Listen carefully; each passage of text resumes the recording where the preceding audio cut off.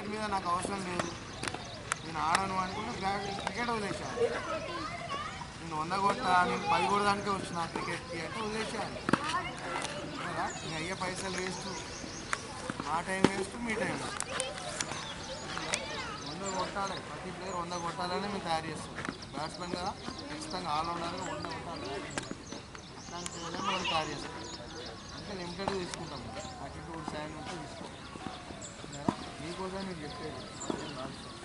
మీరు సేపు డిసిప్లిన్గా hard work చేస్తేనే సక్సెస్ అనేది ఈజీగా వస్తుంది. మీరు ఏం మేము టైంపాస్ ముచ్చలు పెట్టుకుంటే ఏజ్ మంచిది, ఏజ్ వెళ్ళిపోయిందనుకో, క్రికెట్లో ఏజ్ అయిపోయినాక సెలెక్ట్ అవ్వదు. ఏజ్ ఉన్నప్పుడే మీరు ప్రతి గేమ్ని యూటిలైజ్ చేసుకోవాలి. ఎవ్రీ బాల్ని అటాకింగ్ ఆడాలి, ఎవ్రీ బాల్ని డిఫెండ్ చేయాలి, ఎవ్రీ బాల్ని డ్రైవ్ ఆడాలి. ఇట్లా మన మైండ్ ప్రిపేర్ అవ్వాలి. దాని పొజిషన్ బట్టి మనం సెట్ చేసుకుంటూ ఉండాలి. దాన్ని 130, 140 ఫేస్ చేస్తుంటారు, దాన్ని కంట్రోల్ చేయాలి ఆ బాల్ని. క్రికెటర్ దాన్ని అన్ని స్పోర్ట్స్ కన్నా క్రికెటర్ చాలా ఇంటెలిజెన్స్. ఎందుకంటే వేరే స్పోర్ట్స్కి చాలా ఆప్షన్స్ ఉంటాయి.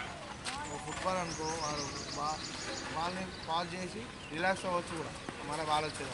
క్రికెటర్ అట్లా ఉండదు కదా, నిమిషానికి 6 బాల్ వస్తూనే ఉంటాయి. ప్రతి బాల్ని ఆలోచించాలి. సో అది క్రికెటర్కి అడ్వాంటేజ్. క్రికెట్ గేమ్ అనేది చాలా హార్డ్, దాన్ని మనం ఎంత హార్డ్ వర్క్ చేస్తే అంత ఈజీ అవుతుంది. హార్డ్ వర్క్ చేయలేదు బేసిక్స్లో మనం అంటే అసలు రాదు క్రికెట్. ఏమైనా ఫుల్ ఎఫెక్ట్ చేయాలి.